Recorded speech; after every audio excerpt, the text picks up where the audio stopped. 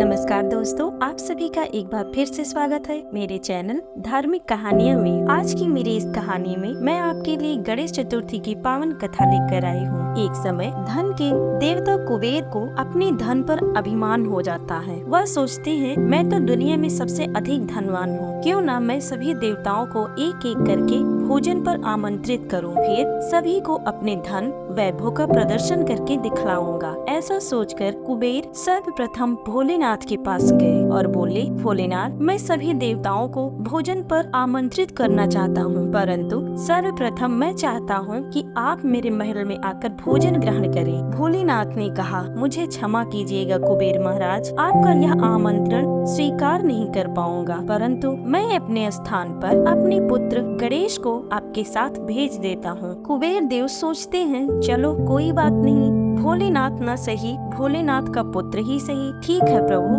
गणेश जी को भेज दीजिएगा। कुबेर देव गणेश जी को लेकर अपने महल पहुँचे और गणेश जी को अपना धन ऐश्वर्य दिखाना शुरू कर देते हैं और कहते हैं, गणेश महाराज, आज मैं आपको सोने की थाली में भोजन कराऊंगा। गणेश जी का आसन लगवाया। अब गणेश जी भोजन करने बैठे और शुरू कर दिए भोजन करने। कुबेर देव ने देखा कि गणेश जी की थाली में जो भोजन था खत्म हो गया। कुबेर देव जितना भोजन मंगवाते, गणेश जी उसे खत्म करते जाते। गणेश जी ने कहा, कुबेर देव, खीर मंगवाइए ना। प्रभु जी, अभी अभी मंगवाता हूँ। फिर गणेश जी ने कहा, कुबेर देव, पूरी मंगवाइए ना। कुबेर देव जी बोले, प्रभु जी जी। गणेश जी उसे भी खत्म करते जाते। ऐसे ही कई बार गणेश जी ने कुबेर देव से कभी खीर तो कभी पूरी मंगवाइए कहते कहते सारा भोजन खत्म कर दिया। गणेश जी ने कहा, कुबेर देव, और भोजन मंगवाइए ना। तब कुबेर देव जी ने कहा, प्रभु भोजन तो सब आपने खत्म कर दिया। गणेश जी ने कहा, सब्जी इत्यादि तो है ना, वह सब मंगवाइए, मैं तो अभी भी बहुत भूखा हूँ। अब तो कुबेर देव समझ गए कि गणेश जी उनके अभिमान को चूर चूर करने के लिए ऐसा कर रहे हैं, तो हाथ जोड़कर गणेश जी के सामने खड़े हो गए और कहा कि प्रभु, आपकी भूख शांत क्यों नहीं हो रही है, मुझे क्षमा करें प्रभु, क्षमा करें, अब मैं कभी अभिमान नहीं करूँगा। गणेश जी अपनी सवारी छोटे से मूषक पर बैठकर कैलाश धाम की ओर चलते हैं। बहुत खाना खाने की वजह से गणेश जी का भार मूषक से संभाला नहीं जाता। संतुलन बिगड़ने से गणेश जी मूषक से गिर जाते हैं।